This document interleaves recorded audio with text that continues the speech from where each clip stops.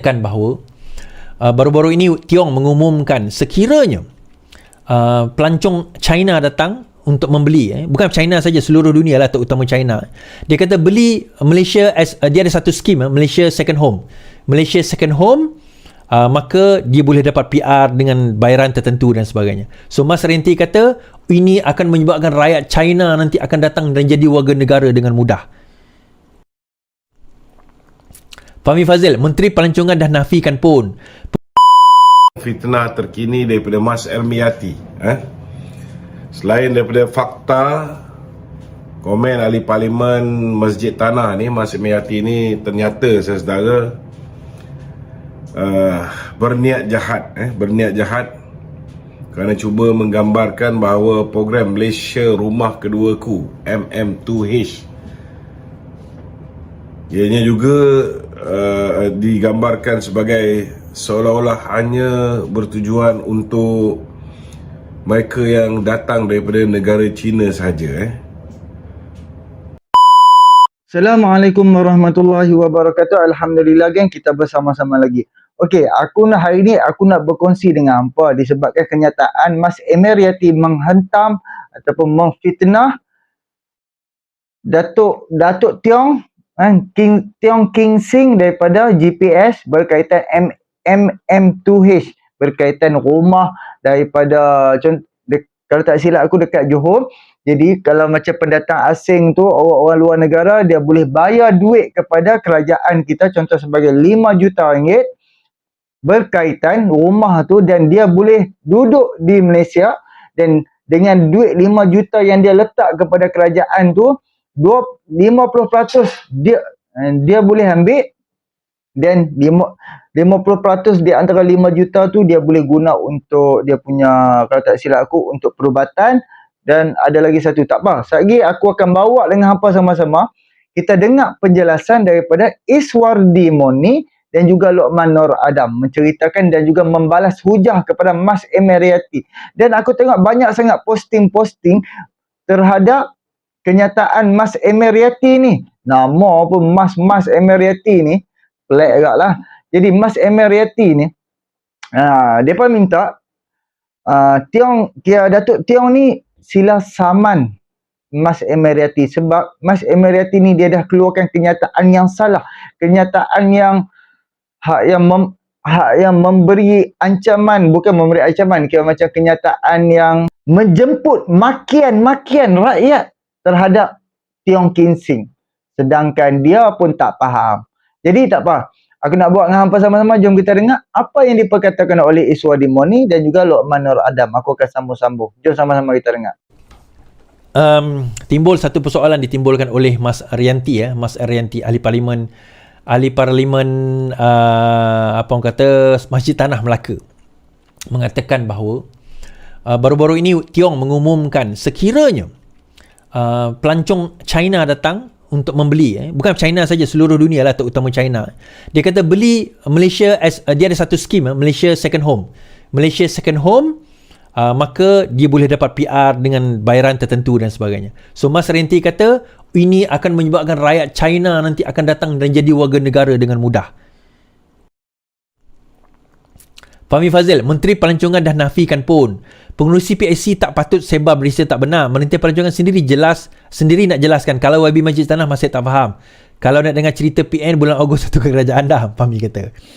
Mas Renti kata, dengar cerita Menteri Pelancongan buat announcement bagi warga negara China yang sertai dan dapat pas MM2H, Make Malaysia Second Home, terus layak dapat PR. Wow. Okay, now kita baca kenyataan Menteri Gesa Mas Ermianti disiasat isu dakwaan berkaitan Make Malaysia Second Home. Alright, Menteri Pelancongan Kesenian dan Kebudayaan Tiong King Sing mengesa polis menyiasat ahli perkataan PN kerana dikatakan menghasut. Ini setelah ahli Parlimen Masjid Tanah Mas Ermianti mendakwa Tiong mengumumkan warga China yang menjadi program Malaysia Rumah Keduaku akan serta-merta layak mendapat status permastautin tetap PR. Kenyataan berbaur fitnah Mas Ermianti wajar dikenakan bawah akta hasutan, katanya. Dakwaan ahli parlimen itu nampaknya berdasarkan pengumuman Tiong pada hari Jumaat bahawa kerajaan memperkenalkan edisi khas MM2H. Edisi khas yang memperkenalkan syarat baru untuk aplikasi MM2H dibagikan kepada 3 peringkat, emas dan perak, emas dan platinum. Peringkat platinum memerlukan pemohon memasukkan 5 juta ringgit ke dalam simpanan tetap FD, yang mana mereka boleh mengeluarkan 50% setelah setahun untuk membeli hartanah atau tujuan pelancongan dan perubatan. Mereka yang layak untuk peringkat platinum juga layak untuk status PR setelah mereka mendapat PAS MR2H. Manfaat PR tidak ditawarkan untuk peserta peringkat emas dan perak. Tiong pada Jumaat berkata edisi khas itu bertepatan dengan ulang tahun ke-50 hubungan diplomatik Malaysia dan China. Bagaimanapun, dia berkata permohonan untuk program itu terbuka kepada semua negara, rakyat semua negara. Mas Amirante dalam catatan di X malam mendakwa bahawa faedah itu khusus untuk warga Cina. Dengan cerita YB pelancongan buat announcement bagi warga negara Cina. Selain menggesa dia disasat kerana menghasut, Tiong dalam jawapannya kepada Mas menuduhnya mencampur aduk fakta dan menghasut perkauman. Program MM2H bertujuan meningkatkan pemulihan ekonomi Malaysia dan terbuka kepada permohonan dari seluruh dunia. Kenapa Mas Amirante mengelirukan orang ramai dengan mengatakan hanya permohonan daripada China sahaja? Adakah Mas Amirante cuba merosakkan keharmonian kaum, katanya? Dia menegaskan bahawa permohonan MM2H perlu memenuhi syarat ketat dan kategori baru serta faedah yang diumumkan bertujuan untuk menarik lebih ramai pemohon. Mas Amirante pada Jun memuji pengendalian kerajaan PN yang lalu terhadap MM2H, bertanya sama ada pentadbiran semasa mengkaji bagaimana Thailand, Indonesia dan Singapura mempromosikan versi program mereka. Dia berkata negara jiran lebih agresif dalam kenaikan pangkat mereka sambil turut menawarkan keperluan yang lebih fleksibel untuk bakal pemohon. Baik. Dia ada satu skim, Make Malaysia My Second Home. Make Malaysia Second Home, something like that lah. Kan, Malaysia rumah keduaku. Ini bukan setakat di Malaysia saja, di Indonesia, di Thailand, di Singapura. Baru-baru ini Singapura telah menawarkan pakej-pakej menarik agar warga-warga asing yang nak menjadi PR, pemustatin tetap di negara tersebut, datang dengan syarat-syarat tertentu. So, sekarang ini pun boleh, memang ada siapa yang nak beli rumah dan sebagainya boleh dapat PR di Malaysia dengan syarat-syarat tertentu. So, Tiong memperkenalkan satu skim. Bagi saya okey skim tu sebenarnya. Kenapa? Okey, kita dengar macam ni. Syarat pertama, dia ada platinum, emas dan perak. Emas dan perak tak dapat PR, tak dapat automatic PR. Tetapi emas ni bukan automatic, dia ada syarat-syarat dia. Salah satu syarat dia di samping syarat-syarat kerakyatan yang lain, yang pertama, dia hendaklah meletakkan minimum 5 juta ke dalam fixed deposit. Setelah meletak 5 juta ke dalam fixed deposit, setahun kemudian dia dah boleh mengeluarkan 50% fixed deposit tersebut untuk tujuan apa? Kita baca tadi, untuk tujuan perubatan. Dia kata boleh untuk tujuan perubatan atau pelancongan. Yang dua tu boleh. Selain daripada tu dia tak boleh. Tiba-tiba dia nak keluar 2.5 juta untuk dia nak berfoya-foya, tak boleh. Pelancongan boleh, untuk tujuan perubatan di dalam negara boleh. Now, kenapa? Ni beauty dia, tuan-tuan. Bayangkan katakanlah ini kalau saya nak cerita, kalau tuan-tuan tengok Trump dulu punya video kan, You're Fired tu apa? The Apprentice.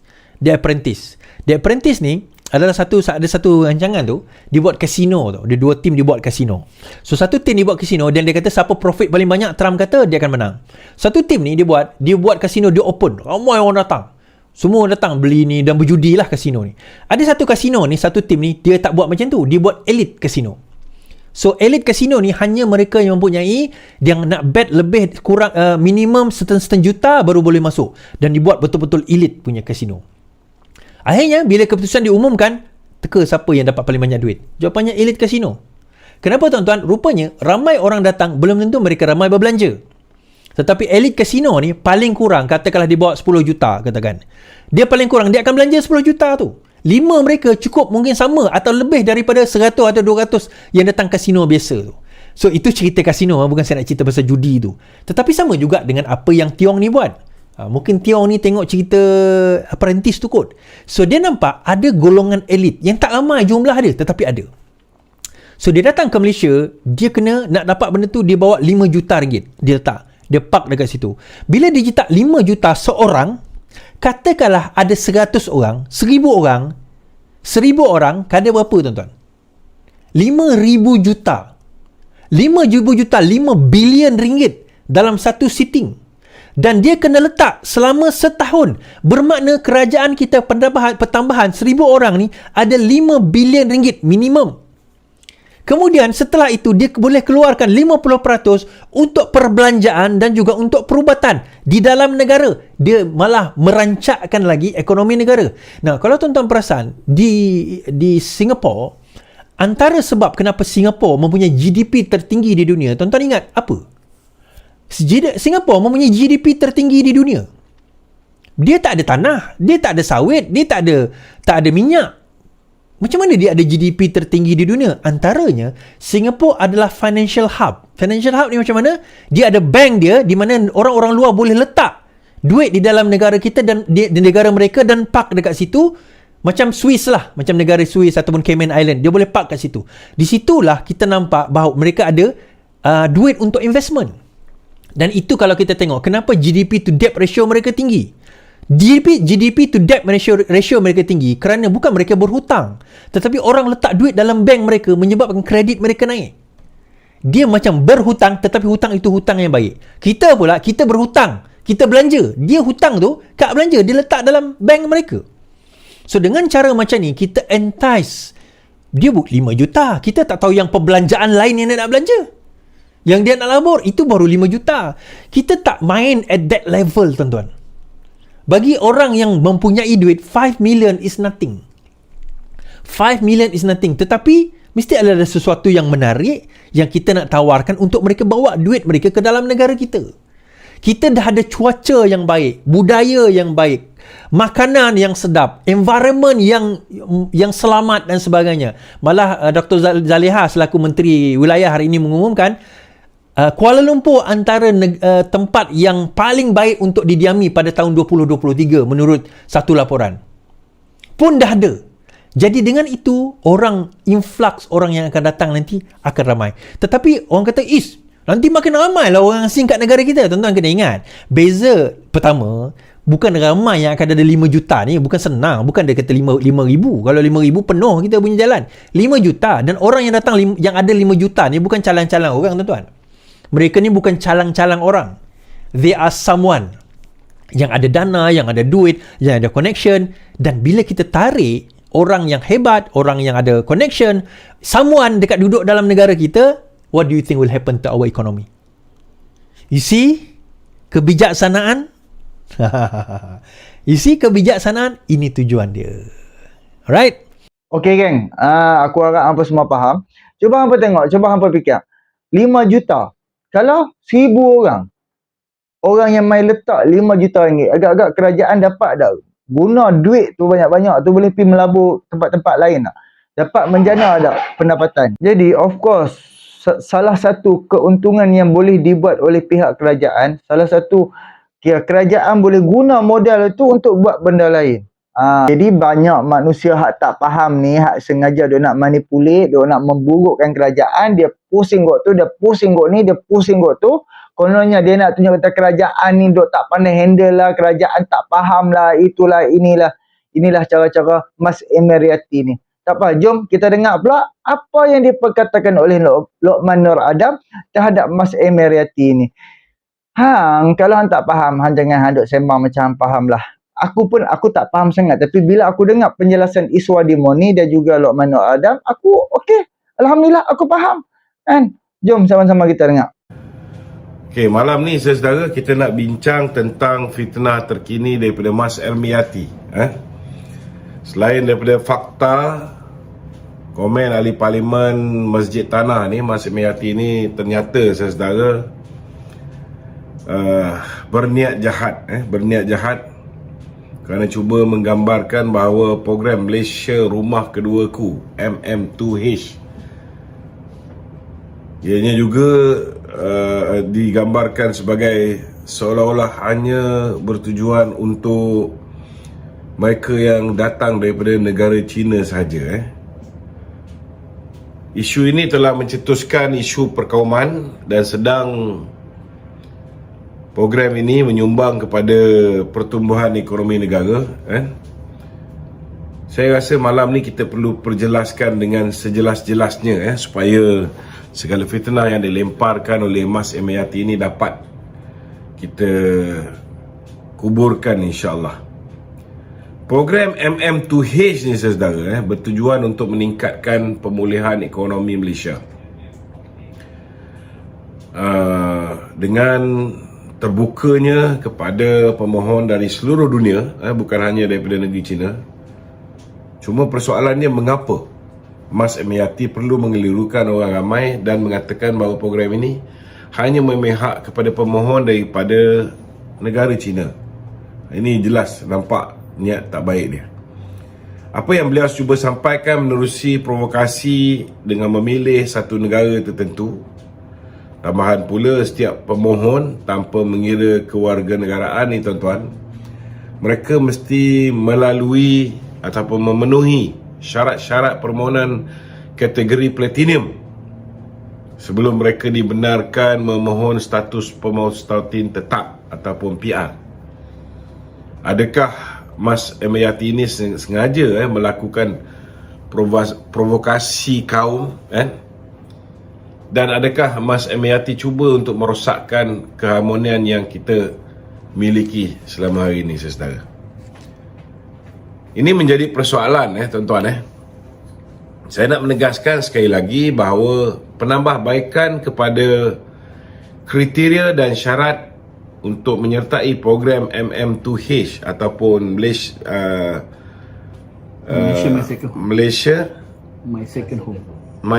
Home. Malaysia My Second Home adalah bertujuan untuk menarik lebih banyak permohonan, terutamanya yang mempunyai potensi keuangan yang baik. Yang masuk ni saudara, mereka perlu park duit bukan sikit, berjuta tuan-tuan.